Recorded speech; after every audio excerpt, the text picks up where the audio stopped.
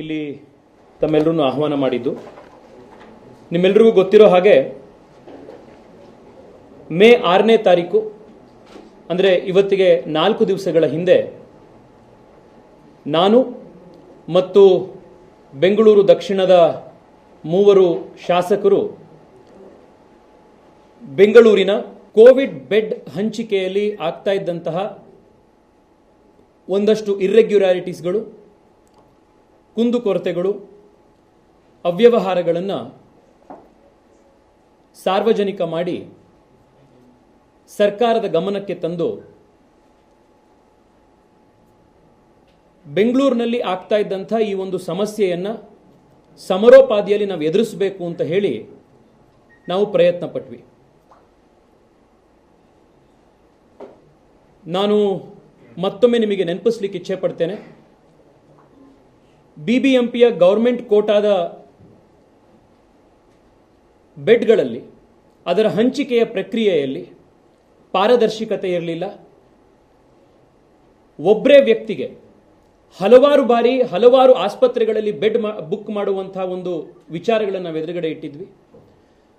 ಕೇವಲ 10 ದಿನಗಳ ಅವಧಿಯಲ್ಲಿ 4,000ಕ್ಕೂ ಹೆಚ್ಚು ಬೆಡ್ಗಳು ಆಟೋ ಅನ್ಬ್ಲಾಕ್ ಆಗಿ ಯಾರಿಗೆ ಹೆಸರಿನಲ್ಲಿ ಬುಕ್ ಆಗಿತ್ತೋ ಅವರು ಆಸ್ಪತ್ರೆಗೆ ಹೋಗದಲ್ಲೇ ಆ ಬೆಡ್ಗಳನ್ನು ವೇಸ್ಟ್ ಆಗಿದ್ದಂಥ ವಿಚಾರವನ್ನು ತಮ್ಮ ಎದುರುಗಡೆ ಇಟ್ಟಿದ್ವಿ. ಹೇಗೆ ಬೆಂಗಳೂರಿನಲ್ಲಿ ಒಂದು ಬಹಳ ದೊಡ್ಡ ಜಾಲ, ಆಸ್ಪತ್ರೆಯಲ್ಲಿ ನಿಮಗೆ ಸರ್ಕಾರಿ ಕೋಟಾದಲ್ಲಿ ನಾವು ಬೆಡ್ ಕೊಡಿಸ್ತೀವಿ ಅಂತ ಹೇಳಿ ಒಂದೊಂದು ಆಸ್ಪತ್ರೆ ಬೆಡ್ಡಿಗೆ 60,000ದಿಂದ 1.5 ಲಕ್ಷ ರೂಪಾಯಿಗಳನ್ನು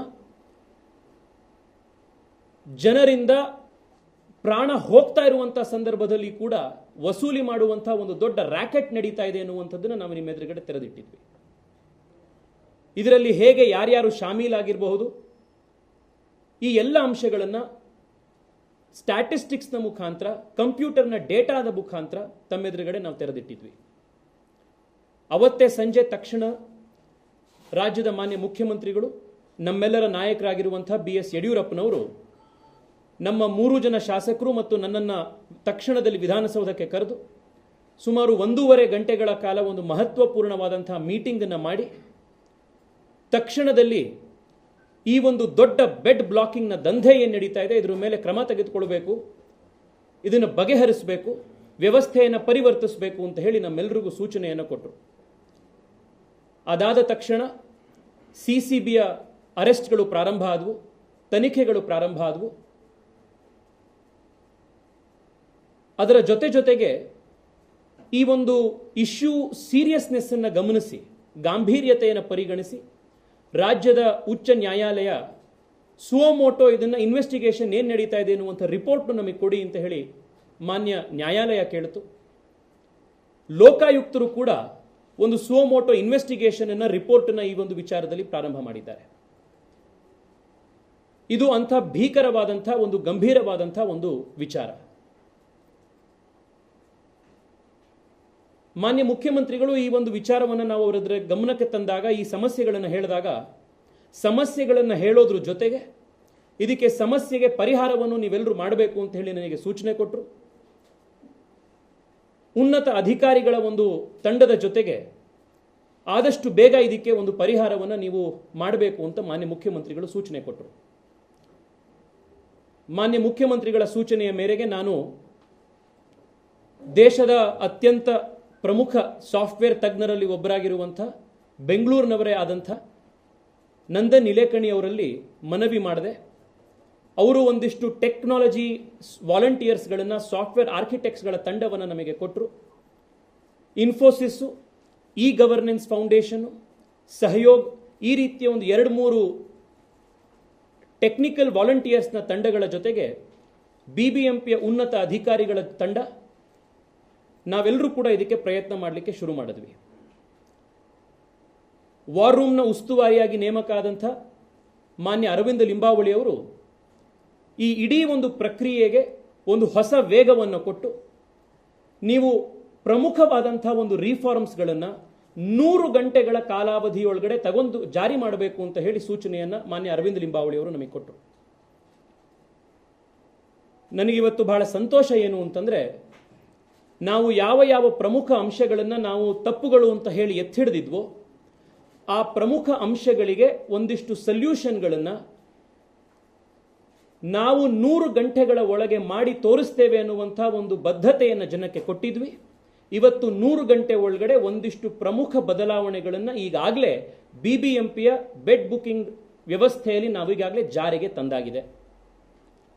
ಯಾವ್ಯಾವುದು ಪ್ರಮುಖ ಅಂಶಗಳು? ಮೊದಲನೇದು, ಕಳೆದ ಬಾರಿ ನಾನು ಎಕ್ಸ್ಪ್ಲೈನ್ ಮಾಡಿದ್ದೆ, ಯಾರು ಯಾವ ವಾರ್ ರೂಮ್ನಲ್ಲಿ ಬೆಡ್ನ ಬುಕ್ ಮಾಡ್ತಾ ಇದ್ದಾರೆ ಅನ್ನೋದಕ್ಕೆ ದಾಖಲಾತಿಗಳಿಲ್ಲ, ಸರಿಯಾಗಿರುವಂತಹ ಅಕೌಂಟಬಿಲಿಟಿ ಸಿಸ್ಟಮ್ ಇಲ್ಲ. ಒಂದು ವಾರ್ ರೂಮ್ನಲ್ಲಿ 5 ರಿಂದ 8 ಕಂಪ್ಯೂಟರ್ಗಳಿರ್ತವೆ. ಆ ಕಂಪ್ಯೂಟರ್ನ ಮುಖಾಂತರ ಬೆಡ್ ಬುಕ್ಕಿಂಗ್ ಮಾಡ್ತಾ ಇರ್ತಾರೆ.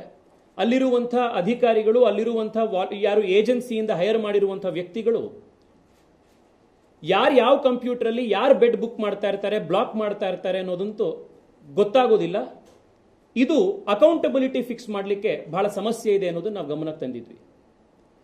ಈಗ ಮೊದಲನೇ ಬದಲಾವಣೆ ತಂದಿದ್ದೀವಿ. ಬಿಬಿಎಂಪಿಯ ಬೆಡ್ ಬುಕಿಂಗ್ ವ್ಯವಸ್ಥೆಯಲ್ಲಿ ಯಾವ ವಾರ್ ರೂಮ್ನಲ್ಲಿ ಯಾವ ಡಾಕ್ಟರು ಅಥವಾ ಯಾವ ಅಧಿಕಾರಿ ಬೆಡ್ನ ಬ್ಲಾಕ್ ಮಾಡ್ತಾರೋ ಆ ಅಧಿಕಾರಿ ಅಥವಾ ಆ ಡಾಕ್ಟರ್ನ ಹೆಸರು ಅವರು ಬೆಡ್ ಬ್ಲಾಕ್ ಮಾಡಿರುವಂಥ ವ್ಯಕ್ತಿಯ ಹೆಸರಿನ ಪಕ್ಕದಲ್ಲಿ ಬರುತ್ತೆ. ಈ ವ್ಯವಸ್ಥೆ ಈಗಾಗಲೇ ಜಾರಿ ಆಗಿದೆ. ಉದಾಹರಣೆಗೆ ಇಲ್ಲಿ ಬೊಮ್ಮನಹಳ್ಳಿಯಲ್ಲಿ ಒಂದು ಬೆಡ್ ಬುಕ್ ಆಗಿದೆ. ಆ ಬೆಡ್ನ ಬುಕ್ ಮಾಡಿರುವಂಥದ್ದು ಡಾಕ್ಟರ್ ಯಾರು ಅಂತಂದರೆ ಡಾಕ್ಟರ್ ಜಯಕುಮಾರ್ ಅನ್ನುವಂಥದ್ದು ಈಗಾಗಲೇ ಅಪ್ಡೇಟ್ ಆಗಿದೆ. ಅದೇ ಥರ ಇಲ್ಲಿ ಬೆಂಗಳೂರು ದಕ್ಷಿಣದ ವಾರ್ ರೂಮ್ನಲ್ಲಿ ಯಾರು ಬೆಡ್ ಬುಕ್ ಮಾಡಿದ್ದಾರೋ ಅಂಥ ವ್ಯಕ್ತಿ ಯಾರು ಅಂತಂದರೆ ಇಲ್ಲಿ ವಿಕ್ಟೋರಿಯಾ ಆಸ್ಪತ್ರೆಗೆ ಬೆಡ್ ಬುಕ್ ಆಗಿದೆ. ಬುಕ್ ಆಗಿರುವಂಥ ಪೇಷಂಟ್ನ ಹೆಸರು, SRF ನಂಬರು, BU ನಂಬರು, ಪಕ್ಕದಲ್ಲಿ ಯಾವ ಡಾಕ್ಟರ್ ಇದನ್ನ ಬೆಡ್ ಬುಕ್ ಮಾಡಿದ್ದಾರೆ ಅನ್ನುವಂಥದ್ದು ಕೂಡ ಡೀಟೇಲ್ಸ್ ಇಲ್ಲಿ ಬರುತ್ತೆ. ಇದರಿಂದ ಯಾವುದೇ ರೀತಿಯ ಅವ್ಯವಹಾರ ಆಯಿತು ಅಂತಂದ ಪಕ್ಷದಲ್ಲಿ ಯಾರು ಇದನ್ನ ಬೆಡ್ ಬುಕ್ ಮಾಡಿದ್ದಾರೆ ಅನ್ನುವಂಥ ಅಧಿಕಾರಿಯನ್ನ, ಡಾಕ್ಟರನ್ನ ಅಕೌಂಟಬಲ್ ಮಾಡುವಂಥ ಒಂದು ವ್ಯವಸ್ಥೆ ಈಗಾಗಲೇ ನಮ್ಮ ಸಿಸ್ಟಮ್ನಲ್ಲಿ ಜಾರಿಗೆ ನಾವು ತಂದಾಗಿದೆ. ಮೊದಲನೇದು. ಎರಡನೇದು, ಕಳೆದ ಬಾರಿ ನಾವು ನಿಮಗೆ ಹೇಳಿದ್ವಿ, ಬೆಡ್ ಇವಾಗ ಒಬ್ಬ ಪೇಷಂಟ್ ಹೆಸರಲ್ಲಿ ಅಲೋಕೇಟ್ ಆಗುತ್ತೆ, ಬ್ಲಾಕ್ ಆಗುತ್ತೆ. ಆದರೆ ಆ ಪೇಷಂಟಿಗೆ ಆ ವ್ಯಕ್ತಿ ಹೆಸರಿನಲ್ಲಿ ಬೆಡ್ ಬುಕ್ ಆಗಿದೆ ಎನ್ನುವಂಥ ಮಾಹಿತಿನೇ ಅವರಿಗೆ ಸಿಕ್ಕಿರೋದಿಲ್ಲ. ಇದನ್ನ ದುರುಪಯೋಗ ಮಾಡಿಕೊಂಡು ಯಾರ್ಯಾರು ಹೋಮ್ ಐಸೋಲೇಷನ್ ಅಲ್ಲಿ ಇದ್ದಂಥ ವ್ಯಕ್ತಿಗಳ ಹೆಸರಿನಲ್ಲಿ ಒಬ್ಬರ ಹೆಸರಿನಲ್ಲೇನೆ 10 ಬಾರಿ 12 ಬಾರಿ ಬೆಡ್ಗಳನ್ನು ಬುಕ್ ಮಾಡಿರುವಂಥ ಪ್ಯಾಟರ್ನ್ಗಳು ನಮಗೆ ಲಭ್ಯ ಇತ್ತು ಅಂತ. ಬೆಡ್ ಬುಕ್ ಆಗಿ ಗಂಟೆಗಟ್ಟಲೆ ಆಗಿ ತಿಂಗಳಾನ್ಗಟ್ಟಲೆ ಆದರೂ ಕೂಡ ವ್ಯಕ್ತಿಗೆ ನನ್ನ ಹೆಸರಿನಲ್ಲಿ ಬೆಡ್ ಬುಕ್ ಆಗಿತ್ತು ಅನ್ನುವಂಥ ಮಾಹಿತಿನೇ ಇಲ್ಲದಲೇ ಇರುವಂಥ ವ್ಯವಸ್ಥೆ ಇತ್ತು. ಇವತ್ತು ಈ ವ್ಯವಸ್ಥೆ ಬದಲಾಗಿದೆ. ಯಾರಿಗೆ ಬೆಡ್ ಬ್ಲಾಕ್ ಆಗತ್ತೆ, ಅಲಾಟ್ ಆಗತ್ತೆ, ತಕ್ಷಣದಲ್ಲಿ ಆ ಪೇಷಂಟಿನ ಮೊಬೈಲ್ ಫೋನಿಗೆ ಒಂದು SMS, ಆಟೋ ಜನರೇಟೆಡ್ SMS ಅವರ ಮೊಬೈಲ್ ಫೋನಿಗೆ ಬರುತ್ತೆ. ನಿನ್ನೆಯಿಂದ ಯಾರ್ಯಾರಿಗೆ ಬೆಡ್ ಅಲೋಕೇಶನ್ಗಳಾಗಿದೆ ಅಂಥ ಪೇಷಂಟ್ಗಳು ಇವತ್ತಿಗಾಗಲೇ ಇದನ್ನು ಅನುಭವಿಸಿರ್ತಾರೆ. ಇದನ್ನು ಅವರ ಮೊಬೈಲ್ ಫೋನಿಗೆ ಬಂದಿರುತ್ತೆ. ಈ SMS-ನಲ್ಲಿ ಈ ರೀತಿಯ SMS ಬರುತ್ತೆ. ಈಗಾಗಲೇ ಒಬ್ಬರು ಪೇಷಂಟಿಗೆ SMS ಬಂದಿರೋದನ್ನು ನಾನು ನಿಮಗೆ ಇಲ್ಲಿ ತೋರಿಸ್ತಾ ಇರುವಂಥದ್ದು. ಈ SMS-ನಲ್ಲಿ ಉದಾಹರಣೆಗೆ ಪೇಷಂಟ್ ಹೆಸರು D263 ಜನರಲ್ ಬೆಡ್ 2 ಫೋರ್ಟಿಸ್ ಆಸ್ಪತ್ರೆ, Bannerghatta road, Covid care centre, kindly carry your photo ID proof, admission procedure, ಇದು ಬಂದಿರುತ್ತೆ. ಈ ಮೆಸೇಜ್ನ ತೆಗೆದುಕೊಂಡು ಹೋದರೆ ಆ ಆಸ್ಪತ್ರೆ, ಆ ಜನರಲ್ ಬೆಡ್, ಅವರ ಯಾವ ಸ್ಪೆಸಿಫಿಕ್ ಬೆಡ್ ಅಲೋಕೇಟ್ ಆಗಿದೆ ಅನ್ನುವಂಥ ನಂಬರ್ ಕೂಡ ಆ ಪೇಷಂಟಿಗೆ ಇದರಲ್ಲಿ ಸಿಗುತ್ತೆ. ನಾಳೆಯಿಂದ ಅಥವಾ ನಾಡಿದ್ದಿಂದ ಪೇಷಂಟಿಗೆ ಯಾವ ಮೆಸೇಜ್ ಹೋಗುತ್ತೆ, ಇದೇ ಮೆಸೇಜು ಆಸ್ಪತ್ರೆಯಲ್ಲಿರುವಂಥ ನೋಡಲ್ ಅಧಿಕಾರಿಯ ಮೊಬೈಲ್ ಫೋನಿಗೂ ಹೋಗುತ್ತೆ. ನೀವೆಲ್ಲರೂ ಕೂಡ ನೋಡಿರ್ಬೋದು, ಎಷ್ಟೋ ಬಾರಿ ನಮಗೆ ಬಿಬಿಎಂಪಿಯ ಬೆಡ್ ಅಲಾಟ್ ಆಗಿರುವಂಥ ಸ್ಕ್ರೀನ್ಶಾಟನ್ನು ಹಿಂದೆ ಕಳಿಸೋರು ಅಲಾಟ್ ಆಗಿದೆ ಅಂತ ತಿಳಿಸಿರ್ತಿದ್ರು. ಆದರೆ ಆಸ್ಪತ್ರೆಗೆ ಹೋದರೆ ನಮ್ಮನ್ನು ಅಡ್ಮಿಷನ್ ಮಾಡ್ಕೊಳ್ತಿರ್ಲಿಲ್ಲ. ಎಲ್ಲಿ ಬಂದಿದೆ, ಅಡ್ರೆಸ್ ಪ್ರೂಫ್ ತೋರಿಸಿ, ನಮ್ಗೆ ಇನ್ನೂ ಬಂದಿಲ್ಲ, ನಮ್ಮ ಕಂಪ್ಯೂಟರಲ್ಲಿ ತೋರಿಸಿಲ್ಲ ಅಂತ ಹೇಳಿರ್ತಿದ್ರು. ಇನ್ನು ಮುಂದೆ ಪೇಷಂಟಿಗೂ ಈ SMS ಬರುತ್ತೆ. 2 ದಿನಗಳ ನಂತರ ಹೊಸ ಒಂದು ಫೀಚರ್ನಲ್ಲಿ ಆಸ್ಪತ್ರೆಯಲ್ಲಿರುವಂಥ ನೋಡಲ್ ಅಧಿಕಾರಿಗೂ ಬರುತ್ತೆ. ನಿಮಗೆ ಆಸ್ಪತ್ರೆಗೆ ಹೋದ ಮೇಲೆ ಎಲ್ಲಿಂದ ಬಂತು, ಯಾರು ಬಂತು, ಸೇರಿಸ್ಕೊಳ್ಳಿಕ್ಕೆ ಸಮಸ್ಯೆ ಇದೆ, ಈ ಸಮಸ್ಯೆಗಳೆಲ್ಲವೂ ಕೂಡ ಬಗೆಹರಿಯುತ್ತೆ. ಇದು 2ನೇ ಬದಲಾವಣೆ. 3ನೇ ಬದಲಾವಣೆ, ನಿಮಗೆ ಬೆಡ್ ಅಲಾಟ್ ಆದ ನಂತರ ನೀವು ಆಸ್ಪತ್ರೆಗೆ ಹೋಗಲಿಕ್ಕೆ, ಸೇರ್ಕೊಳ್ಳಿಕ್ಕೆ 10 ಗಂಟೆಗಳ ಕಾಲ ಸಮಯಾವಕಾಶ ಇತ್ತು. ಇದ್ರ ಬಗ್ಗೆ ನಾವೆಲ್ಲರೂ ವ್ಯಕ್ತಪಡಿಸಿದ್ವಿ. ತುಂಬ ಜನ ತಜ್ಞರ ಸಮಿತಿ ಕೂಡ ಇದ್ರ ಬಗ್ಗೆ ಆಶ್ಚರ್ಯ ವ್ಯಕ್ತಪಡಿಸಿತ್ತು. ಆಸ್ಪತ್ರೆಗೆ ಹೋಗುವಂಥದ್ದು ಅರ್ಜೆಂಟಾಗಿ ಹೋಗಬೇಕಾಗಿರೋದು. ಅಲಾಟ್ ಆದಮೇಲೆ 10 ಗಂಟೆ 12 ಗಂಟೆ ನಂತರ ಹೋಗೋದು ಅರ್ಜೆನ್ಸಿ ಅಲ್ಲ. ಆದ್ರಿಂದ ಈ 10-12 ಗಂಟೆಗಳ ಸಮಯಾವಕಾಶ ಏನು ಎಕ್ಸ್ಟ್ರಾ ಇತ್ತು, ಇದನ್ನ ದುರುಪಯೋಗ ಪಡ್ಕೊಂಡು ಯಾರೋ ಒಬ್ರು ಪ್ರಾಕ್ಸಿ ಹೆಸರಲ್ಲಿ ಬೆಡ್ನ ಬುಕ್ ಮಾಡಿ ಈ 8-10 ಗಂಟೆ ಒಳಗಡೆ ಇನ್ನೊಬ್ಬರಿಗೆ ಮರು ಅಲಾಟ್ ಮಾಡಿಕೊಂಡು ಈ ಅವ್ಯವಹಾರಗಳು ನಡಲಿಕ್ಕೆ ಅವಕಾಶ ಇತ್ತು. ಇದನ್ನ ಇವತ್ತು ಬದಲಾಯಿಸಿ ಪೇಷಂಟಿಗೆ ಬೆಡ್ ಅಲಾಟ್ ಆದ 4 ಗಂಟೆ ಒಳಗಡೆ ಪೇಷಂಟ್ ಕಂಪಲ್ಸರಿ ಆಸ್ಪತ್ರೆಗೆ ಹೋಗಿ ಅಡ್ಮಿಟ್ ಆಗಬೇಕು. 4 ಗಂಟೆಗಳ ನಂತರದಲ್ಲಿ ಅವರೇನಾದ್ರು ಡಿಲೇ ಮಾಡಿದ್ರೆ ಆ ಬೆಡ್ ಲ್ಯಾಪ್ಸ್ ಆಗುತ್ತೆ. ಇದರಿಂದ 10 ಗಂಟೆ 12 ಗಂಟೆಗಳ ಕಾಲ ಎಕ್ಸ್ಟ್ರಾ ಇದ್ದಂಥ ಅವ್ಯವಹಾರ ಮಾಡಲಿಕ್ಕೆ ಏನು ಸಮಯಾವಕಾಶ ಇತ್ತು ಅದಕ್ಕೆ ಬಹಳ ದೊಡ್ಡ ಕಡಿವಾಣ ಹಾಕಿದ್ದೀವಿ. 4ನೇ ಬದಲಾವಣೆ, ಯಾರು ಮನೇಲಿರ್ತಿದ್ರು ಅಥವಾ ಯಾರು ಡಿಸ್ಚಾರ್ಜ್ ಆಗೋಗಿರ್ತಿದ್ರು ಅಥವಾ ಕೆಲವು ಸಂದರ್ಭದಲ್ಲಿ ಯಾರು ಸತ್ತೇ ಹೋಗಿರ್ತಿದ್ರು, ಈ ರೀತಿಯ ವ್ಯಕ್ತಿಗಳ ಹೆಸರಿನಲ್ಲೂ ಬೆಡ್ ಬ್ಲಾಕ್ ಮಾಡಿರುವಂತಹ ಸಂಗತಿಗಳು ನಮಗೆ ಗಮನಕ್ಕೆ ಬಂದಿತ್ತು. ಅವ್ರ ಹೆಸರಲ್ಲಿ ಬ್ಲಾಕ್ ಮಾಡಿಟ್ಟಿರೋದು, ನಂತರದ ಸಂದರ್ಭದಲ್ಲಿ ಅದನ್ನು ಮ್ಯಾನ್ಯುಯಲಿ ಅನ್ಬ್ಲಾಕ್ ಮಾಡಿ ಮತ್ತೊಬ್ಬರಿಗೆ ಅಲಾಟ್ ಮಾಡುವಂಥ ಪ್ರಕ್ರಿಯೆ. ಈ ರೀತಿ ನಾವು ಕಳೆದ ಬಾರಿ 10 ದಿವಸಗಳಲ್ಲಿ ನೋಡಿದಾಗ ಸಾವಿರಾರು ಸಂಖ್ಯೆಗಳಲ್ಲಿ ಬೆಂಗಳೂರಿನಲ್ಲಿ ಈ ರೀತಿ ಒಬ್ಬರನ್ನ ಪ್ರಾಕ್ಸಿಗೆ ಅಲಾಟ್ ಮಾಡುವಂಥದ್ದು, ಅದನ್ನು ನಂತರ ಅನ್ಬ್ಲಾಕ್ ಮಾಡಿ ಇನ್ನೊಬ್ಬರಿಗೆ ಕೊಡುವಂಥ ಸಂಗತಿಗಳು ಬೆಳಕಿಗೆ ಬಂದಿದ್ದು. ನೀವು ಬೆಡ್ಡನ್ನು ಬೇಕು ಅಂತ ಹೇಳಿ BBMP ಕೋಟಾದಲ್ಲಿ ರಿಕ್ವೆಸ್ಟ್ ಮಾಡಿದ್ರೆ ನಿಮಗೆ 100 ಅವರ್ಸಲ್ಲಿ, ನಿಮಗೆ 100 ಗಂಟೆಗಳಿದ್ದು ಜಾರಿ ಬರೋದಿದೆ, ನೀವು ಬೆಡ್ ಬೇಕು ಅಂತ ಹೇಳಿ ರಿಕ್ವೆಸ್ಟ್ ಮಾಡಿದ ತಕ್ಷಣ ನಿಮ್ಮ ಹೆಸರಿನಲ್ಲಿ ಒಂದು ಟೋಕನ್ ನಂಬರ್ ಜನರೇಟ್ ಆಗುತ್ತೆ, ಒಂದು ನಿಮ್ಮ BU ನಂಬರ್ ಒಂದು ಕ್ಯೂನಲ್ಲಿ ಬರುತ್ತೆ. ಹೇಗೆ ರೈಲ್ವೆ ಬುಕ್ಕಿಂಗ್ನಲ್ಲಿ ನಿಮಗೆ ವೆಯ್ಟಿಂಗ್ ಲಿಸ್ಟ್ನಲ್ಲಿ ಬರ್ತಾ ಹೋಗುತ್ತೋ ಅದೇ ರೀತಿ ವೆಯ್ಟಿಂಗ್ ಲಿಸ್ಟ್ನಲ್ಲಿ ನಿಮಗೆ 50, 40, 30 ಅನ್ನುವಂಥ ರೀತಿ ಸಾರ್ವಜನಿಕವಾಗಿ ನಿಮ್ಮ ಹೆಸರು ಮೇಲ್ಗಡೆ ಹೋಗ್ತಾ ಇರೋದನ್ನು ಕಾಣಿಸುತ್ತೆ. ಅಕಸ್ಮಾತ್ ಯಾರಾದರೂ ಇದರಲ್ಲಿ ವಿಶೇಷವಾದ ನಾವು ಏನು ಮಾಡ್ತಾ ಇದ್ದೀವಿ ಅಂತಂದ್ರೆ, ಯಾರ್ಯಾರು ಹೋಮ್ ಐಸೋಲೇಷನ್ ಅಲ್ಲಿ ಇರ್ತಾರೆ ಅಂಥ ವ್ಯಕ್ತಿಗಳಿಗೆ ಆ ಹೆಸರುಗಳನ್ನು ಪಡ್ಕೊಂಡು ಬಳಸ್ಕೊಂಡು ಬೆಡ್ಡನ್ನು ಬುಕ್ ಮಾಡೋದಿಕ್ಕೆ ಸಾಧ್ಯವೇ ಆಗೋದಿಲ್ಲ. ಸಾಫ್ಟ್ವೇರ್ನಲ್ಲಿ ಆಗ್ತಾ ಇರುವಂಥ ಬದಲಾವಣೆ ಇದು. ಈ ಹಿಂದೆ ಆಗಿದ್ದಂಥ ಅವ್ಯವಹಾರ ಏನು ಅಂತಂದ್ರೆ, ಯಾರು ಹೋಮ್ ಐಸೋಲೇಷನ್ ಅಲ್ಲಿ ಇರ್ತಾ ಇದ್ರೋ, ಯಾರು ಡಿಸ್ಚಾರ್ಜ್ ಆಗಿರ್ತಾ ಇದ್ರೋ ಅಂಥ ಪೇಷಂಟ್ಗಳ BU ನಂಬರನ್ನು ಬಳಸ್ಕೊಂಡು ಬೆಡ್ನ ಬ್ಲಾಕ್ ಮಾಡೋರು. ಈಗ ಬೆಡ್ನ ಬ್ಲಾಕ್ ಮಾಡಬೇಕು ಅಂತಂದ್ರೆ ಕಂಪಲ್ಸರಿ ಅವರು ಹೋಮ್ ಐಸೋಲೇಷನ್ನ ಬ್ರಾಕೆಟ್ನಿಂದ ಹೊರಗಡೆ ಬಂದು ಡಾಕ್ಟರ್ ಅವರಿಗೆ ಆಸ್ಪತ್ರೆ ಬೇಕು ಅನ್ನುವಂಥ ಒಂದು ಸರ್ಟಿಫಿಕೇಟ್ನ ಕೊಟ್ಟಾಗ ಮಾತ್ರ ಅಲ್ಲಿಂದ ಮಾತ್ರ ಅವರಿಗೆ ಬೆಡ್ ಬುಕಿಂಗ್ ಸಾಧ್ಯ ಆಗುತ್ತೆ. ಇದು ಈಗಾಗಲೇ ನಾವು ತೆಗೆದುಕೊಂಡು ಬರಬೇಕು ಅಂತಿರುವಂಥ ಒಂದು ಕ್ಯೂ ಸಿಸ್ಟಮ್. ಆ ಕ್ಯೂ ಸಿಸ್ಟಮ್ನಲ್ಲೂ ಕೂಡ ಅಕಸ್ಮಾತ್ ಯಾರೋ ಒಬ್ಬರಿಗೆ ಜನರಲ್ ಬೆಡ್ ಅಲಾಕೇಶನ್ನಲ್ಲಿ ವೆಯ್ಟಿಂಗ್ ಲಿಸ್ಟ್ನಲ್ಲಿ ಹೆಸರು ಹಾಕಿದ್ದಾರೆ, ಅವರಿಗೆ ಸಡನ್ ಆಗಿ ಅವರ ಸ್ಟೇಟಸ್ ಕಡಿಮೆ ಆಯಿತು, ಸ್ಯಾಚುರೇಷನ್ ಕಡಿಮೆ ಆಯಿತು, ಕ್ರಿಟಿಕಲ್ ಸ್ಟೇಟಸ್ ಜಾಸ್ತಿ ಆಯಿತು ಅಂತಂದರೆ ಜನರಲ್ ಬೆಡ್ನ ಕ್ಯೂ ಲಿಸ್ಟ್ನಿಂದ ಅವರು HDU ICU ಬೆಡ್ನ ಕ್ಯೂ ಲಿಸ್ಟಿಗೆ ಜಂಪ್ ಆಗ್ತಾರೆ. ಅಲ್ಲೂ ಕೂಡ ಒಂದು ಕ್ಯೂ ಲಿಸ್ಟ್ ಇರುತ್ತೆ. ಕ್ಯೂನ ಆಧಾರದ ಮೇಲೆಯೇ ಅವರಿಗೆ ಬೆಡ್ ಬುಕಿಂಗ್ ಸಾಧ್ಯ ಆಗುತ್ತೆ. DCP ಹೇಳಿದ್ರು, MP ಹೇಳಿದ್ರು, MLA ಹೇಳಿದ್ರು ಅಂತ ಹೇಳಿ ಬೆಡ್ಗಳನ್ನು ಬ್ಲಾಕ್ ಮಾಡಿಸ್ಕೊಳ್ಳಿಕ್ಕೆ ಆಗುವಂಥದ್ದಾಗಲಿ ಅಥವಾ ರ್ಯಾಕೆಟ್ನಲ್ಲಿ ದುಡ್ಡು ಕೊಟ್ಟು ನಾವು ಬೆಡ್ ಬುಕಿಂಗ್ ಮಾಡಿಸ್ಕೊಳ್ತೀವಿ ಅನ್ನೋದಾಗಲಿ, ಇದೆರಡೂ ನಿಂತು ಹೋಗುತ್ತೆ. ಇದರಿಂದ ಯಾರಿಗೆ ಸಹಾಯ ಆಗುತ್ತೆ?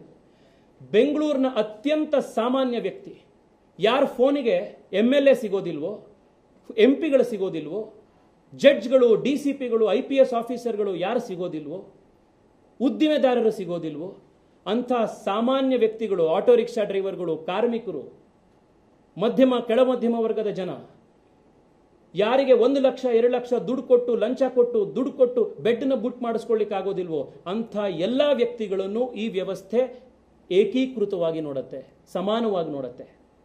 This is going to ensure public trust.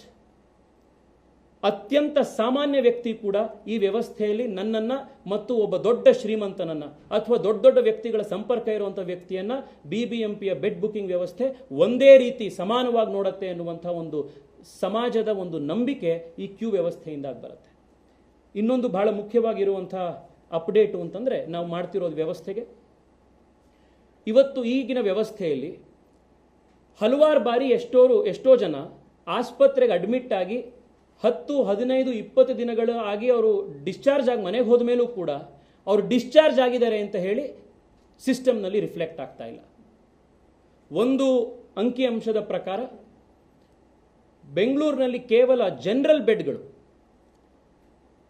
15 ದಿನಕ್ಕಿಂತ ಒಬ್ಬ ಪೇಷಂಟ್ ಅದೇ ಬೆಡ್ನಲ್ಲಿ ಇದ್ದಾನೆ, ಡಿಸ್ಚಾರ್ಜ್ ಆಗದಲೆ 1 ತಿಂಗಳವರೆಗೆ 40 ದಿನಗಳವರೆಗೆ ಅಂತ ತೋರಿಸ್ತಾ ಇರುವಂತಹ ಸಂಖ್ಯೆನೇ ಸುಮಾರು 2-3 ಸಾವಿರದಷ್ಟಿದೆ. ಇದರಿಂದ ಏನಾಗ್ತಾ ಇದೆ? ಬೆಡ್ ಇದ್ರೂ ಕೂಡ BBMPಯ ಕೋಟಾದಲ್ಲಿ ಬೆಡ್ ಆಕ್ಯುಪೈಡ್ ಅಂತ ತೋರಿಸಿರುತ್ತೆ, ಯಾರೋ ಒಬ್ರು ಇದ್ದಾರೆ ಅಂತ ತೋರಿಸಿರುತ್ತೆ. ಆದರೆ ಆ ಬೆಡ್ ಹೊರಗಡೆ ಮತ್ತೊಬ್ರು ಪ್ರೈವೇಟ್ ಏಜೆನ್ಸಿಯಿಂದ ಪ್ರೈವೇಟ್ ಕೋಟಾದಲ್ಲಿ ಅಪಾಯಿಂಟ್ಮೆಂಟ್ ಆಗ್ತಾ ಇರುತ್ತೆ. ಸರ್ಕಾರಕ್ಕೆ BBMP ಕೋಟಾದಲ್ಲಿ ಪ್ರೈವೇಟ್ ಆಸ್ಪತ್ರೆಗಳು ದುಡ್ಡನ್ನು ಪಡ್ಕೊಳ್ತಾ ಇರ್ತವೆ, ಬೆಡ್ ಕೂಡ ಸರ್ಕಾರಿ ಕೋಟಾಗೆ ಸಿಗ್ತಾ ಇರೋದಿಲ್ಲ. ಈ ಸಮಸ್ಯೆಯನ್ನು ಬಗೆಹರಿಸಲಿಕ್ಕೆ ಡಿಸ್ಚಾರ್ಜ್ ಆಗುವಂಥ ಹೊತ್ತಲ್ಲೇನೆ ಯಾರು ಪೇಷಂಟ್ ಡಿಸ್ಚಾರ್ಜ್ ಆಗ್ತಾ ಇರ್ತಾರೋ ಅಂಥ ಸಂದರ್ಭದಲ್ಲಿ ಅವರ ರಿಯಲ್ ಟೈಮ್ ಡೇಟಾನ ನಾವು OTP ಮುಖಾಂತರ ಅಥವಾ ಬಯೋಮೆಟ್ರಿಕ್ನ ಮುಖಾಂತರ ಅದನ್ನು ಪಡ್ಕೊಳ್ಬೇಕು. ಡಿಸ್ಚಾರ್ಜ್ ಆದ ತಕ್ಷಣದ ಮರು ನಿಮಿಷದಲ್ಲೇ BBMPಯ ಒಂದು ವೆಬ್ಸೈಟ್ನಲ್ಲಿ ಸಿಸ್ಟಮ್ನಲ್ಲಿ ಈ ಬೆಡ್ ಅವೈಲಬಲ್ ಇದೆ ಅಂತ ತೋರಿಸುವಂಥ ವ್ಯವಸ್ಥೆ ಆಗಬೇಕು ಅನ್ನುವಂಥದ್ದಿದೆ. ಇದು ಕೂಡ ಇನ್ನೊಂದು 100 ಗಂಟೆಗಳಲ್ಲಿ ಇದು ಒಂದು ಜಾರಿಗೆ ಬರಬೇಕು ಅನ್ನುವಂಥ ಒಂದು ಪ್ರಯತ್ನ ಶತಾಯಗತಾಯ ಇವತ್ತು ನಡೀತಾ ಇದೆ. ಸ್ನೇಹಿತರೆ, ನಮ್ಮ ಉದ್ದೇಶ ಇದ್ದಿದ್ದು ಯಾವ ವ್ಯಕ್ತಿಯನ್ನು ಟಾರ್ಗೆಟ್ ಮಾಡಬೇಕು ಅಂತಲ್ಲ. ನಮ್ಮ ಉದ್ದೇಶ ಇದ್ದಿದ್ದು ವ್ಯವಸ್ಥೆಯಲ್ಲಿ ಬದಲಾವಣೆ ಬರಬೇಕು ಅಂತ. ಈ ಬದಲಾವಣೆ ಯಾಕೆ ಬರಬೇಕು ಅಂತಂದ್ರೆ, ಇಂಥ ಒಂದು ಪ್ಯಾಂಡಮಿಕ್ನ ಸಂದರ್ಭದಲ್ಲಿ, ಮಹಾಮಾರಿಯ ಸಂದರ್ಭದಲ್ಲಿ ಸಾಮಾನ್ಯ ವ್ಯಕ್ತಿಗಳಿಗೆ, ಜನಸಾಮಾನ್ಯರಿಗೆ ಸರ್ಕಾರದ ವ್ಯವಸ್ಥೆಗಳ ಮೇಲೆ ನಂಬಿಕೆ ಬರಲಿಲ್ಲ ಅಂತಂದ್ರೆ, ಆ ವ್ಯವಸ್ಥೆ ಅವರನ್ನ ಸಮಾನವಾಗಿ ನೋಡಲಿಲ್ಲ ಅಂತಂದ್ರೆ, ಫೇರ್ನೆಸ್ ಇರಲಿಲ್ಲ, ಈಕ್ವಾಲಿಟಿ ಇರಲಿಲ್ಲ ಅಂತಂದ್ರೆ, ಆ ವ್ಯವಸ್ಥೆ ಮೇಲೆ ಒಬ್ಬ ವ್ಯಕ್ತಿಗೆ ನಂಬಿಕೆ ಹೊರಟೋಗ್ಬಿಡುತ್ತೆ. ಆದ್ರಿಂದ ಈ ಬದಲಾವಣೆಗಳನ್ನು ನಾವು ತಗೊಂಡು ಬರುವಂಥ ಪ್ರಯತ್ನ ಪಟ್ವಿ. ಬಹಳ ಜನ ನಮಗೆ ನಾವು ಪ್ರಯತ್ನ ಮಾಡಿದ ಮೇಲೆ ಕೇಳಿದ್ರು, ನೀವಿದು ವ್ಯತ್ಯಾಸಗಳನ್ನು ಮಾಡಿದ ಮೇಲೆ ಈಗ 100 ಸಂಖ್ಯೆಯಲ್ಲಿ ICU ಬೆಡ್ಗಳು ಸಿಕ್ಬಿಡತ್ತಾ, ಎಷ್ಟು ಬೆಡ್ಗಳು ಸಿಕ್ಬಿಡ್ತಾ ಇದೆ, ಹೇಗಾಯಿತು ಅಂತ. ನಾನು ಸಾರ್ವಜನಿಕರಲ್ಲಿ ಒಂದು ವಿಚಾರವನ್ನು ಸ್ಪಷ್ಟವಾಗಿ ಹೇಳಲಿಕ್ಕೆ ಇಚ್ಛೆ ಪಡ್ತೇನೆ. ನಾವೀ ವ್ಯವಸ್ಥೆಯಲ್ಲಿ ಪಾರದರ್ಶಕತೆ ತರೋದ್ರಿಂದ, ಒಂದು ಅಕೌಂಟಬಿಲಿಟಿ ತರೋದ್ರಿಂದ ಸಾವಿರಾರು ಬೆಡ್ಗಳು ನಾಳೆ ಬೆಳಗ್ಗೆ ಲಭ್ಯ ಆಗ್ಬಿಡುತ್ತೆ ಅಂತಲ್ಲ. ಆದರೆ ಈಗ ಇರೋವಂಥ ಬೆಡ್ಗಳು ನ್ಯಾಯಯುತವಾಗಿ, ಪಾರದರ್ಶಕವಾಗಿ ಯಾರಿಗೆ ಅದು ಲಭ್ಯ ಆಗಬೇಕೋ ಅಂಥ ವ್ಯಕ್ತಿಗಳಿಗೆ ಸಿಗತ್ತೆ. ಈ ವ್ಯವಸ್ಥೆಯ ಕುತಂತ್ರಗಳನ್ನ, ಲೋಪದೋಷಗಳನ್ನ ಒಂದು ಬಳಸಿಕೊಂಡು ವ್ಯವಸ್ಥೆಯನ್ನ ಗೇಮ್ ಮಾಡಿ ತೇಜಸ್ವಿ ಸೂರ್ಯ ಮತ್ತು ಶಾಸಕರು ವಾರ್ ರೂಮ್ಗೆ ಹೋಗಿ 16 ಜನ ಒಂದೇ ಸಮುದಾಯಕ್ಕೆ ಸೇರಿರುವಂತಹ ವ್ಯಕ್ತಿಗಳ ಮೇಲೆ ಹರಿಹಾಯ್ದು ಅವರನ್ನ ಕೆಲಸದಿಂದ ತೆಗೆಸಿ ಹಾಕಿದರು. ಸತ್ಯ ಏನು? ನಾವು ಮೇ 6ನೇ ತಾರೀಕು ವಾರ್ ರೂಮ್ಗೆ ಹೋಗೋದಕ್ಕಿಂತ 1-2 ದಿನ ಮುಂಚಿತವಾಗಿಯೇ ಈ 16 ಜನರ ಯಾರನ್ನ ಹೆಸರ ಪಟ್ಟಿಯನ್ನು ನಾನು ಓದ್ದೆ, ಆ ವ್ಯಕ್ತಿಗಳನ್ನ ಆ ಏಜೆನ್ಸಿಯವರು ಮತ್ತು BBMPಯ ಸೌತ್ ಝೋನ್ನ ಅಧಿಕಾರಿಗಳು ಅವ್ರನ್ನ ರೀಸ್ಟ್ರಕ್ಚರಿಂಗ್ ಮತ್ತು ರಿಮೂವಲ್, ಈ 2 ಪ್ರೊಸೆಸ್ಗಳಲ್ಲಿ ಅವರನ್ನ ಮಾಡಿದ್ರು. ಅವರನ್ನ ಕೆಲಸದಿಂದ ಅವರೇ ತೆಗೆದುಹಾಕಿದ್ರು. ಇದನ್ನು ಯಾರು ಹೇಳ್ತಿರೋದು? ನಾನಲ್ಲ. ಇದನ್ನು ಹೇಳ್ತಿರುವಂಥದ್ದು ಹಲವಾರು ಪತ್ರಿಕೆಗಳಿಗೆ BBMPಯ ಕಮಿಷನರ್ ಆಗಿರುವಂಥ ಗೌರವ್ ಗುಪ್ತಾ ಅವರು ಇದ್ರ ಬಗ್ಗೆ ವಿಷಯವನ್ನು ತಿಳಿಸಿದರು. ಗೌರವ್ ಗುಪ್ತಾ ಅವರು ಡೆಕ್ಕನ್ ಹೆರಾಲ್ಡ್ಗೆ, 2-3 ಬೇರೆ ಬೇರೆ ಪತ್ರಿಕೆಗಳಿಗೆ ಈ ವಿಚಾರವಾಗಿ ಅವರು ಸ್ಟೇಟ್ಮೆಂಟ್ಗಳನ್ನು ಕೊಟ್ಟರು. ಆದರೆ ಈ ಸಂಗತಿಯನ್ನು ಎಲ್ಲೂ ಕೂಡ ಹೇಳಲಿಲ್ಲ. ಈ ಸುಳ್ಳನ್ನೇ ಹೇಳ್ತಾ ಹೋದರು. ನಾವು ಹೋಗಿ ಅವರನ್ನ ಕೆಲಸದಿಂದ ತೆಗೆಸಿದ್ವಿ ಅಂತ. ಸತ್ಯ ಗೊತ್ತಿರಲಿ, ನಾವು ಹೋಗೋದಕ್ಕಿಂತ ಮುಂಚೆಯೇ ಅವರನ್ನ ಕೆಲಸದಿಂದ ತೆಗೆದುಹಾಕಿದ್ರು ಅನ್ನುವಂಥ ವಿಚಾರವನ್ನು ಗೌರವ್ ಗುಪ್ತಾ ಅವರೇ ಈ ವಿಚಾರವನ್ನು ತಿಳಿಸಿದ್ದಾರೆ. ಪತ್ರಿಕೆಯಲ್ಲಿ ಬರೆದಿರುವಂಥ ವರದಿಯನ್ನು ನಾನು ಓದ್ತೇನೆ. Earlier in the day, BBMP Chief Commissioner Gaurav Gupta corroborated this. According to the information I have, these 15 to 16 people were sacked a couple of days ago. They were hired through a company, a contracting agency. All staff in the COVID-19 war rooms are temporary. ಎಲ್ಲ ವ್ಯಕ್ತಿಗಳು temporary ಕೆಲಸ ಮಾಡೋರು. ಆ ಏಜೆನ್ಸಿಯವರು ಕೆಲವರನ್ನು ತೆಗಿತಾರೆ, ಕೆಲವರನ್ನು ಆಚೆ ಹಾಕ್ತಾರೆ, ಕೆಲವರನ್ನು ತಗೊಳ್ತಾರೆ. ಎಲ್ಲರೂ ಟೆಂಪರರಿ, ಯಾರು ಪರ್ಮನೆಂಟ್ ಅಲ್ಲುವಂಥ ವಿಚಾರವನ್ನು ಹೇಳಿದ್ರು. ಆದರೆ ಇಡೀ ರಾಜ್ಯದಾದ್ಯಂತ, ದೇಶದಾದ್ಯಂತ ಒಂದು ಸುಳ್ಳನ್ನು ಹಬ್ಬಿಸಿ ನಾವು ಹೋಗಿ 16 ಜನನ ಟಾರ್ಗೆಟ್ ಮಾಡಿ ಅವರನ್ನು ಕೆಲಸದಿಂದ ತೆಗೆಸಾಗದ್ವಿ ಅನ್ನುವಂಥ ಸುಳ್ಳನ್ನು ಹೇಳಿದ್ರು. ಇವತ್ತು ಸಾಬೀತಾಗಿದೆ. ಎರಡನೇ, ಅಲ್ಲಿ ಕೆಲಸ ಮಾಡ್ತಾ ಇದ್ದವರು 205 ಜನ ಇದ್ರು. ಆ 205 ಜನರಲ್ಲಿ ನಾವು 16 ಜನನ್ನ ಒಂದೇ ಸಮುದಾಯಕ್ಕೆ ಸೇರಿರುವಂತಹ 16 ಜನರ ಹೆಸರನ್ನು ಮಾತ್ರ ಓದಿದ್ವಿ. ಇದು ಸಮುದಾಯವನ್ನು ಟಾರ್ಗೆಟ್ ಮಾಡಿದ್ರು, ಕಮ್ಯುನಲ್ ಮಾಡಿದ್ರು. ಸತ್ಯ ಏನು? ನಾವು ವಾರ್ ರೂಮ್ಗೆ ಹೋದಂಥ ಸಂದರ್ಭದಲ್ಲಿ ಒಬ್ಬರು ಉನ್ನತ ಅಧಿಕಾರಿ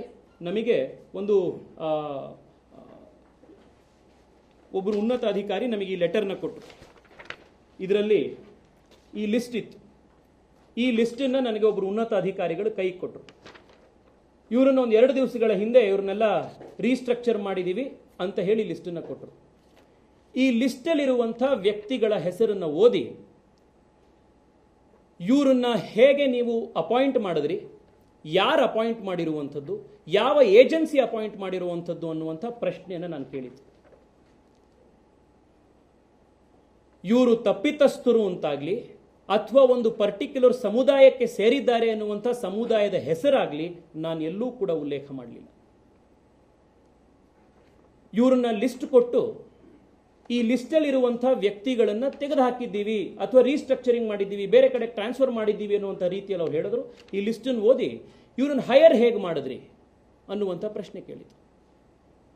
ಒಬ್ಬ ಎಲೆಕ್ಟೆಡ್ ರೆಪ್ರೆಸೆಂಟೇಟಿವ್ ಆಗಿ ಸಾರ್ವಜನಿಕ ವಿಚಾರವನ್ನು ಪ್ರಶ್ನೆ ಮಾಡುವಂಥ ತಪ್ಪ, ವಾರ್ ರೂಮ್ಗೆ ಒಬ್ಬರನ್ನ ಅಪಾಯಿಂಟ್ ಮಾಡಿದ್ದೀರಿ ಅಂದರೆ ಹೇಗೆ ಅಪಾಯಿಂಟ್ ಮಾಡಿದ್ದೀರಿ ಅಂತ ಕೇಳುವಂಥದ್ದು ಕೂಡ ತಪ್ಪ. ಮತ್ತೊಂದು ಪ್ರಮುಖ ಅಂಶ, ಈ 205 ಜನರಲ್ಲಿ ಕೇವಲ ಈ 16 ಜನ ಮಾತ್ರ ಅಲ್ಲ ಈ ಸಮುದಾಯಕ್ಕೆ ಸೇರಿದವರು. ಈ 16 ಜನರನ್ನು ಬಿಟ್ಟೂ ಕೂಡ ಕೆಲವು ವ್ಯಕ್ತಿಗಳು ಆ ಸಮುದಾಯಕ್ಕೆ ಸೇರಿರುವಂತಹ ವ್ಯಕ್ತಿಗಳು 205 ಜನರಲ್ಲಿದ್ದಾರೆ. ನಾವೆಲ್ಲರನ್ನೂ ಟಾರ್ಗೆಟ್ ಮಾಡಬೇಕು, ಒಂದೇ ಸಮುದಾಯ ಟಾರ್ಗೆಟ್ ಮಾಡಬೇಕು ಅಂತಿದ್ರೆ ಆ ಉಳಿದಿರುವಂಥ 5-6 ಜನ ಯಾರಿದ್ರು ಅವರನ್ನೂ ಕೂಡ ಇದರಲ್ಲಿ ಸೇರಿಸಿ ನಾವು ಟಾರ್ಗೆಟ್ ಮಾಡಬೇಕಿರ್ತಿತ್ತು ತಾನೆ. ಈ ರೀತಿ ಸುಳ್ಳಿನ ನಂತರ ಸುಳ್ಳನ್ನು ಪೋಣಿಸಿ ಇಡೀ ವ್ಯವಸ್ಥೆ ದಿಕ್ಕು ತಪ್ಪಬೇಕು, ಅಟೆನ್ಷನ್ ಡೈವರ್ಟ್ ಆಗಬೇಕು. ಈ ಇಡೀ ಒಂದು ರ್ಯಾಕೆಟ್ನಲ್ಲಿ ಯಾರ್ಯಾರು ಇನ್ವಾಲ್ವ್ ಆಗಿದ್ದಾರೆ ಅವ್ರ ಹೆಸರುಗಳು ಹೊರಗಡೆ ಬರಬಾರದು, ಅಂಥ ರ್ಯಾಕೆಟ್ ಹಂಗೆ ಕಂಟಿನ್ಯೂ ಆಗಬೇಕು, ಬೆಂಗಳೂರು ಜನಕ್ಕೆ ತೊಂದರೆ ಆಗಬೇಕು ಅನ್ನುವಂಥ ದುರುದ್ದೇಶದಿಂದ ಕಾಂಗ್ರೆಸ್ ಪಾರ್ಟಿಯವರು ಈ ರೀತಿಯ ಸುಳ್ಳುಗಳನ್ನು ಹೇಳಿದ್ದಾರೆ. 3ನೇ ಸುಳ್ಳು, ಈ 16 ಜನಕ್ಕೆ ಪೊಲೀಸರು ಕ್ಲೀನ್ ಚಿಟ್ನ ಕೊಟ್ಟಿದ್ದಾರೆ. ಸ್ನೇಹಿತರೆ, ಕ್ಲೀನ್ ಚಿಟ್ ಯಾವಾಗ ಕೊಡ್ತಾರೆ ಅಂತಂದ್ರೆ ಆ 16 ಅಥವಾ ಇನ್ಯಾರ ಮೇಲೆ ಆರೋಪ ಇದ್ದಾಗ ಕ್ಲೀನ್ ಚಿಟ್ ಕೊಡ್ತಾರೆ ತನಿಖೆಯ ನಂತರ. ಈ 16 ಜನರ ಮೇಲೆ ನಾವು ಯಾವುದೇ ಕ್ರಿಮಿನಲ್ ಇಂಟೆನ್ಷನ್ ಇದೆ ಅಂತಾಗ್ಲಿ, ಅವ್ರು ಯಾವುದೇ ಒಂದು ವ್ಯವಸ್ಥೆಯಲ್ಲಿ ಮಾಡಿದ್ದಾರೆ ಅನ್ನುವಂಥ ಒಂದು ಆರೋಪ ನಾವು ಯಾರು ಹೊರಸೇ ಇರಲಿಲ್ಲ. ಲಿಸ್ಟಲ್ಲಿರುವಂಥ ಹೆಸರನ್ನು ಓದಿದ್ವಿ. We made no criminal liability intention against them. ನಾವು ಆ ಥರದ ಅಕ್ಯೂಸೇಷನ್ನೇ ಮಾಡಿಲ್ಲ ಅವ್ರ ಮೇಲೆ. ಈ 16 ಜನಕ್ಕೆ ಕ್ಲೀನ್ ಚಿಟ್ ಕೊಡುವ ಪ್ರಮೇಯ ಬರಲ್ಲ, ಯಾಕೆಂದ್ರೆ ಸಿಸಿಬಿ ಯಾರು 16 ಜನ ಇನ್ವೆಸ್ಟಿಗೇಷನ್ನೇ ಮಾಡಿಲ್ಲ. 2ನೇದು, ಇದು 3ನೇ ಸುಳ್ಳು. 4ನೇ ಸುಳ್ಳೇನು, ನಾವೊಂದು ಸಮುದಾಯವನ್ನು ಟಾರ್ಗೆಟ್ ಮಾಡೋದಕ್ಕೋಸ್ಕರ ಇನ್ಯಾರಿಗೂ ಹಣೆಪಟ್ಟಿ ಕಟ್ಟೋಕ್ಕೋಸ್ಕರ ಇದನ್ನು ಮಾಡಿದ್ವಿ. ನಾವು ವಾರ್ ರೂಮ್ಗೆ ಹೋಗಿ ವಾರ್ ರೂಮ್ನಲ್ಲಿ ಈ ಸಮಸ್ಯೆಗಳನ್ನು ಎತ್ತಿಡೋದಕ್ಕಿಂತ 1 ದಿವಸ ಮುಂಚಿತವಾಗಿಯೇ ಡಿಸಿಪಿ ಬೆಂಗಳೂರು ಸೌತಿಗೆ ನಾವೇ ನಮ್ಮ ಕಚೇರಿಯಿಂದ ಮಾತನಾಡಿ ಇನ್ಫಾರ್ಮೇಶನ್ ಕೊಟ್ಟು ರೋಹಿತ್ ಮತ್ತು ನೇತ್ರಾವತಿ, ಈಗ ಯಾರು ಅರೆಸ್ಟ್ ಆಗಿದ್ದಾರೆ ಆ ರೋಹಿತ್ ಮತ್ತು ನೇತ್ರಾವತಿ ಅವರನ್ನ ಅರೆಸ್ಟ್ ಮಾಡಿಸಿದ್ದೇನೆ ನಾವು. ರೋಹಿತ್ ಮತ್ತು ನೇತ್ರಾವತಿಯನ್ನ ಅರೆಸ್ಟ್ ಮಾಡಿಸಬೇಕಾದ್ರೂ ಧರ್ಮವನ್ನು ನಾವು ನೋಡಲಿಲ್ಲ. 16 ಜನರ ಪಟ್ಟಿಯನ್ನು ಓದಬೇಕಾದಾಗಲೂ ಕೂಡ ಧರ್ಮವನ್ನು ನಾವು ನೋಡಲಿಲ್ಲ. ಧರ್ಮದ ಆಂಗಲ್ ನ ಇದಕ್ಕೆ ತೆಗೆದುಕೊಂಡು ಬಂದಿದ್ದು ಕಾಂಗ್ರೆಸ್ ಪಾರ್ಟಿ ಮತ್ತು ಕಾಂಗ್ರೆಸ್ ಪಾರ್ಟಿಯ ಕೃಪಾಪೋಷಿತ ಒಂದಿಷ್ಟು ಬುದ್ಧಿಜೀವಿಗಳು. ಇದು ಸತ್ಯ. ಕಡೆಯ ಒಂದು ಅಂಶ, ತೇಜಸ್ವಿ ಸೂರ್ಯ ವಾರ್ ರೂಮ್ಗೆ ವಿಸಿಟ್ ಮಾಡಿದ್ರು. ಅಲ್ಲಿ ಹೋಗಿ ಕ್ಷಮೆಯನ್ನ ಕೇಳಿದ್ರು. ಯಾತಿಗೆ ಕ್ಷಮೆಯನ್ನ ಕೇಳಿದ್ರು? Tejasvi Surya apologises to COVID war room staff for his communal remarks, say reports. ಮತ್ತೊಂದು ಸುಳ್ಳಿನ ಕಥೆ ಬರೋದು. ನಾನು ವಾರ್ ರೂಮ್ಗೆ ಹೋಗಿದ್ದು ಸತ್ಯ, ಅಲ್ಲಿದ್ದಂಥ ವಾರ್ ರೂಮ್ನ ಸದಸ್ಯರುಗಳ ಜೊತೆಗೆ ಮಾತನಾಡಿದ್ದು ಸತ್ಯ. ಕಮ್ಯುನಲ್ ರಿಮಾರ್ಕ್ಸ್ ಅನ್ನ ಮಾಡೇ ಇಲ್ದಲೇ ಇರಬೇಕಾದಾಗ ಅದಕ್ಕೆ ಅಪಾಲಜೈಸ್ ಯಾಕೆ ಮಾಡಬೇಕು? ಇದ್ರ ಬಗ್ಗೆ ಬಹಳಷ್ಟು ಊಹಾಪೋಹಗಳಿದ್ವು. I am making it very very clear. I have not apologized to anybody because I have not made any communal remarks. ವ್ಯವಸ್ಥೆ ಹೇಗಿರಬೇಕು ಅಂತ ಪ್ರಶ್ನೆ ಮಾಡಿದ್ದು ಪಟ್ಟಿ ಕೊಟ್ಟಂತಹ ಹೆಸರುಗಳನ್ನು ಓದಿ ಈ ವ್ಯಕ್ತಿಗಳನ್ನು ಹೇಗೆ ಹೈರ್ ಮಾಡಿದ್ದು ಅಂತ ಕೇಳಿದ್ದು. ಯಾರಿಗೂ ಕೂಡ ಇವ್ರು ಮಾಡಿರ್ಬೋದು, ಇವ್ರು ತಪ್ಪಿತಸ್ಥರು ಅಂತ ಯಾರಿಗೂ ಹಣೆ ಪಟ್ಟಿ ಕಟ್ಟದಲ್ಲೇ ಇದ್ದಿದ್ದು. ಇದು ಸತ್ಯಾಂಶ ಇರಬೇಕಾದಾಗ ವೈ ಶುಡ್ ಐ ಅಪಾಲಜೈಸ್? ಆದರೆ ನಾನು ಸಾರಿ ಹೇಳಿದೆ. ಯಾರಿಗೆ ಸಾರಿ ಹೇಳಿದೆ? ಆ ವಾರ್ ರೂಮ್ನಲ್ಲಿ ಒಂದಿಷ್ಟು ಹೆಣ್ಮಕ್ಳು ಕೆಲಸ ಮಾಡ್ತಾ ಇದ್ದವ್ರ ಜೊತೆಗೆ ನಾನು ಮಾತನಾಡಿಸಿದಾಗ ಅವ್ರು ಹೇಳಿದ್ರು, ಯಾರೋ ಒಬ್ರು ಕಿಡಿಗೇಡಿಗಳು ನಮ್ಮೆಲ್ಲರ ಲಿಸ್ಟ್ನ ನಂಬರ್ಗಳಿದ್ದಂಥ ಲಿಸ್ಟನ್ನು ಹೊರಗಡೆ ಹಾಕಿದ್ರು, ಅದರಿಂದ ನಮಗೆ ಎಷ್ಟೋ ಜನ ಫೋನ್ಗಳು ಮಾಡಿ ತೊಂದರೆ ಕೊಟ್ಟರು, ಅದರಿಂದ ಬಹಳ ಸಮಸ್ಯೆ ಆಯಿತು ಅಂತ. ತಕ್ಷಣದಲ್ಲಿ ಇದ್ದಂಥ ನಮ್ಮ ಜಾಯಿಂಟ್ ಕಮಿಷನರ್ ಅವರಿಗೆ ನಾನು 2 ಸೂಚನೆ ಕೊಟ್ಟೆ. ಮೊದಲನೇದು, ಯಾರು ಈ ಲಿಸ್ಟನ್ನು ಲೀಕ್ ಮಾಡಿದ್ದಾರೆ ಅಂಥ ವ್ಯಕ್ತಿ ಮೇಲೆ ಇನ್ಕ್ವೈರಿ ಆಗಿ ಆ ವ್ಯಕ್ತಿ ಯಾರು ಮಾಡಿದ್ರು ಅಂತ ಹೇಳಿ ಶಿಕ್ಷೆ ಆಗಬೇಕು. ಎರಡನೇದು, ಇಲ್ಲಿರುವಂಥ ವಾರ್ ರೂಮ್ನ ಪ್ರತಿಯೊಬ್ಬ ವ್ಯಕ್ತಿಗೂ ಹೊಸ ಸಿಮ್ ಕಾರ್ಡ್ನ ಕೊಡಬೇಕು. ಆ ಸಂದರ್ಭದಲ್ಲಿ ಆ ಹೆಣ್ಣು ಮಕ್ಕಳಿಗೆ ನಾನು ಹೇಳಿದೆ, ನಿಮಗೆ ತೊಂದರೆ ಆಗಿರುತ್ತೆ, I understand, I am sorry ಆಗಿರುತ್ತೆ ಇದು ಅಂತ.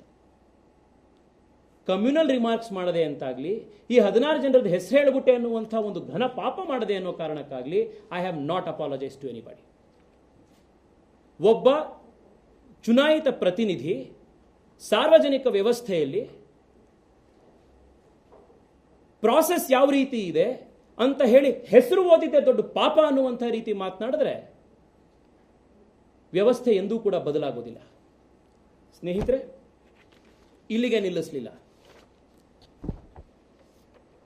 ಈ ಬೆಡ್ ಸ್ಕ್ಯಾಮ್ನಲ್ಲಿ ಜೊತೆಗಿರುವಂಥದ್ದೇ ಬಿಜೆಪಿಯವರೇ ಮಾಡ್ತಾ ಇರೋದು ಅನ್ನುವಂಥ ಆರೋಪ ಮಾಡಿದ್ರು. ನಾನು ಬಹಳ ಸ್ಪಷ್ಟವಾಗಿ ಹೇಳ್ತಾ ಇದ್ದೇನೆ, ಈ ಬೆಡ್ ಬುಕಿಂಗ್ ದಂಧೆಯಲ್ಲಿ ಯಾರಾದರೂ ಆಗಿರಲಿ, ಬಿಜೆಪಿ, ಕಾಂಗ್ರೆಸ್ಸು, JDS, ಯಾವ ಶಾಸಕರು, ಸಂಸದರು ಯಾರ್ಯಾರು ಇನ್ವಾಲ್ವ್ ಆಗಿರಲಿ ಅವರಿಗೆ ಶಿಕ್ಷೆ ಆಗಬೇಕು. ಇದು ನನ್ನ ಸ್ಟ್ಯಾಂಡ್.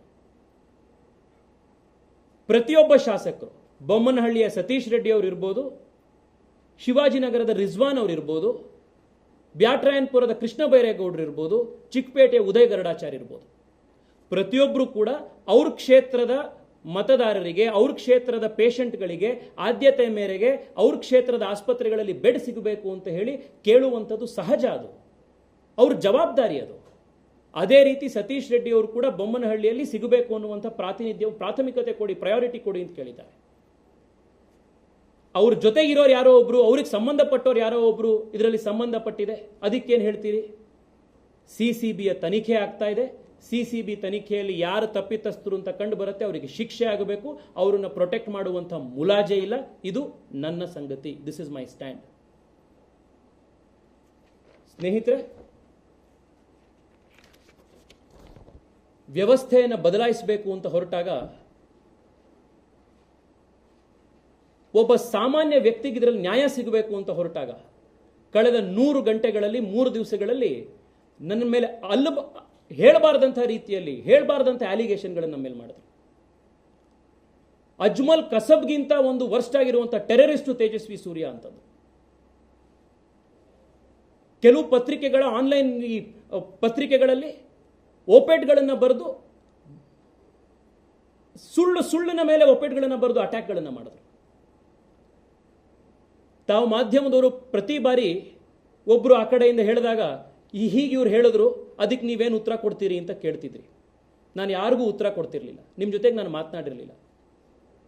ಪತ್ರಿಕೆಯವರು ತಾವೆಲ್ಲರೂ ಪ್ರತಿ ಬಾರಿಯೂ ನನ್ನ ಪ್ರತಿಕ್ರಿಯೆ ಕೇಳಲಿಕ್ಕೆ ಮಾಡಿದ್ರಿ. ಕಾಂಗ್ರೆಸ್ ಈ ನಾಯಕರು ಹೀಗೆ ಹೇಳಿದ್ರು, ಈ ನಾಯಕರು ಹೀಗೆ ಹೇಳಿದ್ರು, ಇದಕ್ಕೆ ನಿಮ್ಮ ಉತ್ತರ ಏನು, ಪ್ರತಿಕ್ರಿಯೆ ಏನು ಅಂತ. ಇವತ್ತಿನವರೆಗೆ ನಾನು ಮಾತನಾಡಿರಲಿಲ್ಲ. ಕಾರಣ ಏನು ಅಂತಂದ್ರೆ,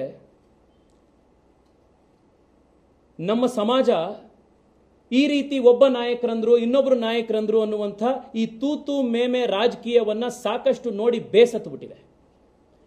ಟಿವಿ ಹಾಕಿದ ತಕ್ಷಣ ಇವ್ರು ಅವ್ರಿಗೆ ಬೈದ್ರು, ಅವ್ರು ಇವ್ರಿಗೆ ಬೈದ್ರು ಅನ್ನುವಂಥ ರಾಜಕೀಯ ನೋಡಿ ನೋಡಿ ಬೇಸತ್ತಿದೆ ಸಮಾಜ. ನಾನು ನಿಶ್ಚಯ ಮಾಡಿದ್ದೆ, 100 ಗಂಟೆಗಳಲ್ಲಿ ಬದಲಾವಣೆಯನ್ನು ತಂದೇ ತರಬೇಕು. ಆ ಬದಲಾವಣೆಗಳನ್ನು ತಂದ ನಂತರವಷ್ಟೇ ಜನರ ಮುಂದೆ ಬರಬೇಕು, ಇಲ್ಲ ಅಂತಂದ್ರೆ ಜನರ ಮುಂದೆ ಬರಬಾರದು ಅನ್ನುವಂಥ ಒಂದು ನಾನು ಬದ್ಧತೆಯನ್ನು ಮಾಡಿಕೊಂಡಿದ್ದೆ, ಸಂಕಲ್ಪ ಮಾಡಿಕೊಂಡಿದ್ದೆ. ಯಾರು ನನ್ನ ಮೇಲೆ ಹಲ್ಲು ಕಚ್ಚಿ ಹಲ್ಲು ಗಿಂಜಿ ಮಾತನಾಡ್ತಾ ಇರಬೇಕಾದ್ರೆ ನಾನು ಬೆಂಗಳೂರಿನ ಜನಕ್ಕೆ ಸಹಾಯ ಆಗಬೇಕು ಅಂತ ಹೇಳಿ ಈ ವ್ಯವಸ್ಥೆಯಲ್ಲಿ ಪರಿವರ್ತನೆ ತಂದೆ. ಇವತ್ತು ನನ್ನ ಸಂತೋಷ ಏನು ಅಂತಂದ್ರೆ, ಒಬ್ಬರಿಗೆ ಬೆಡ್ ಅಲಾಟ್ ಆದಮೇಲೆ ಆ ಪೇಷಂಟಿಗೆ ಮೊಬೈಲ್ ಫೋನ್ನಲ್ಲಿ SMS ಬಂದು ಅವರು ತಕ್ಷಣ ಸಲೀಸಾಗಿ ಆಸ್ಪತ್ರೆಗೆ ಹೋಗಿ ದಾಖಲಾತಿ ಆಗ್ತಾರಲ್ಲ, ಆ ವ್ಯಕ್ತಿ ನೆನಪಿಸ್ಕೊಳ್ಳುವಂಥದ್ದು ಯಡಿಯೂರಪ್ಪನವರನ್ನ, ತೇಜಸ್ವಿ ಸೂರ್ಯನ, ಹಲ್ಲು ಕಚ್ಚಿದಂಥ ನಾಯಕನಲ್ಲ.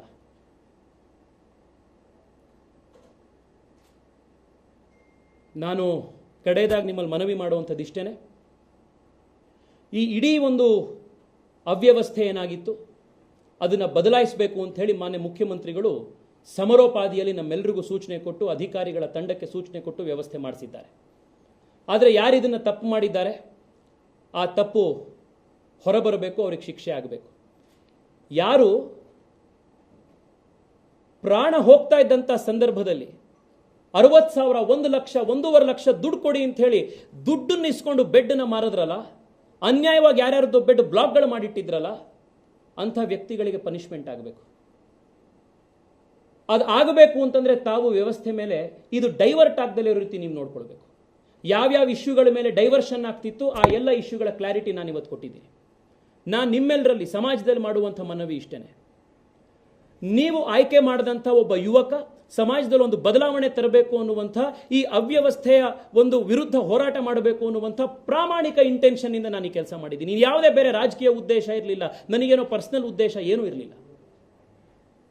ನಾನು ನಿಮ್ಮಲ್ಲಿ ಇವತ್ತು ರಿಕ್ವೆಸ್ಟ್ ಮಾಡುವಂಥದ್ದು, ಈ ರೀತಿ ಸುಳ್ಳುಗಳನ್ನು ಹೇಳಿ, ಕೋಮುವಾದ ಅಂತ ಸುಳ್ಳು ಹೇಳಿ, ಅಲ್ಲೆನ್ನೋ ಹೋಗಿ ಹಿಂಗೆ ಮಾಡಿದ್ರು ಅಂತ ಹೇಳಿ, ಯಾರನ್ನೋ ಟಾರ್ಗೆಟ್ ಮಾಡಿದ್ರು ಅಂತ ಹೇಳಿ, ಇವರೇ ಮಾಡಿದ್ದಾರೆ, ಇವ್ರ ತಪ್ಪನ್ನು ಮುಚ್ಕೊಳ್ಳೋಕ್ಕೆ ಅನ್ನುವಂಥ ಈ ರೀತಿಯ ಸುಳ್ಳುಗಳನ್ನು ಹೇಳಿ ನಿಜವಾದ ತಪ್ಪಿತಸ್ಥರನ್ನ ಅವರು ತಪ್ಪಿಸ್ಕೊಳ್ಬೇಕು ಅಂತಾಗಲಿ, ವ್ಯವಸ್ಥೆ ಪರಿವರ್ತನೆ ಆಗಬಾರದು ಅಂತಾಗಲಿ ಹೊರಟಿರುವಂಥ ವ್ಯಕ್ತಿಗಳ ವಿರುದ್ಧ ನಾನು ನೀವು ಒಂದಾಗಿ ಕೆಲಸ ಮಾಡಬೇಕಾಗಿದೆ.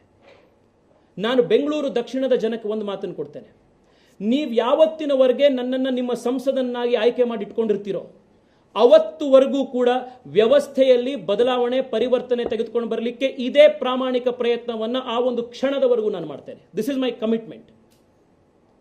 ನನಗೆ ಶಕ್ತಿ ಇರುವಂಥದ್ದೇ ನಿಮ್ಮಿಂದ. ನಾನು ನಿಮ್ಮಲ್ಲಿ ಇವತ್ತು ಮನವಿ ಮಾಡುವಂಥದ್ದು ಇಷ್ಟೇ, ಮಾಧ್ಯಮದ ಸ್ನೇಹಿತರು ತಾವೂ ಇದ್ದೀರಿ, ನೋಡ್ತಾ ಇರುವಂಥ ಪೊಲೀಸ್ ಅಧಿಕಾರಿಗಳು, ಉನ್ನತ ಮಾಧ್ಯಮದ ಎಲ್ಲರೂ ಇದ್ದಾರೆ. ಇವತ್ತು ನನ್ನ ಮನಸ್ಸಾಕ್ಷಿ ಕ್ಲೀನ್ ಇದೆ. ಜನ ನನ್ನನ್ನು ಆಯ್ಕೆ ಮಾಡಿ ಯಾವ ಕೆಲಸ ಮಾಡಬೇಕು ಅಂತ ಹೇಳಿದ್ರು ಆ ಕೆಲಸವನ್ನು ನಾನು ಪ್ರಾಮಾಣಿಕವಾಗಿ ವ್ಯವಸ್ಥೆಯನ್ನು ಅಕೌಂಟಬಲ್ ಆಗಿಡುವಂಥ ಕೆಲಸ ನಾನು ಮಾಡಿದ್ದೀನಿ. ಈ ಎಲ್ಲ ಡಾಕ್ಯುಮೆಂಟ್ಗಳು CCB ಹತ್ರ ಇದೆ. CCB ಕೂಡ ಬೆಂಗಳೂರಿನ ಜನಕ್ಕೆ ನ್ಯಾಯ ಒದಗಿಸುವಂಥ ಕೆಲಸ ಅವರು ಮಾಡಲಿ ಅನ್ನುವಂಥ ಒಂದು ನಂಬಿಕೆ, ವಿಶ್ವಾಸ ನನಗಿದೆ. ಅದೇ ರೀತಿ ಯಾರೇ ಏನು ಮಾಡಿ ಈ ವ್ಯವಸ್ಥೆಯಲ್ಲಿ ಈ ಒಂದು ದೊಡ್ಡ ಗಂಭೀರ ವಿಚಾರವನ್ನು ಡೈವರ್ಟ್ ಮಾಡುವಂಥ ಪ್ರಯತ್ನ ನಡೆದಾಗ, ಡೈವರ್ಟ್ ಆಗದಲೇ ಇರುವಂಥ ರೀತಿ, ಅದನ್ನು ಡಿರೈಲ್ ಆಗದಲೇ ಇರುವಂಥ ರೀತಿ ನೋಡ್ಕೊಳ್ಬೇಕಾಗಿರುವಂಥ ಜವಾಬ್ದಾರಿ ಕೂಡ ಸಮಾಜದಲ್ಲಿ, ಮಾಧ್ಯಮದ ಮೇಲೆ, ಪತ್ರಕರ್ತರ ಮೇಲಿದೆ. ನಿಮ್ಮೆಲ್ಲರೂ ಕೂಡ ನೀವು ಕಳೆದ 1 ವರ್ಷದಿಂದ ಕೋವಿಡ್ನಲ್ಲಿ ಬಹಳ ದೊಡ್ಡ ಕೆಲಸವನ್ನು ಮಾಡಿದ್ದೀರಿ. ಈ ಒಂದು ಸಂದರ್ಭದಲ್ಲೂ ಬೆಂಗಳೂರಿನ ಜನಕ್ಕೆ ನ್ಯಾಯ ಒದಗಿಸುವಂಥ, ಸತ್ಯ ತಿಳಿಸುವಂಥ ಕೆಲಸ ಒಟ್ಟಿಗೆ ಎಲ್ಲರೂ ಸೇರಿ ಮಾಡೋಣಂತೆ. ಬೆಂಗಳೂರಿನ ಜನಕ್ಕೆ ನಾವು ಮಾಡಬೇಕಾಗಿರುವಂಥ ಒಂದು ಜವಾಬ್ದಾರಿ. ನಮಸ್ಕಾರ.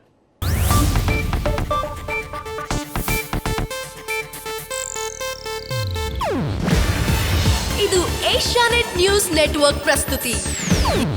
ನೀವು ನೋಡ್ತಿದ್ದೀರಾ ಏಷ್ಯಾನೆಟ್ ಸುವರ್ಣ ನ್ಯೂಸ್.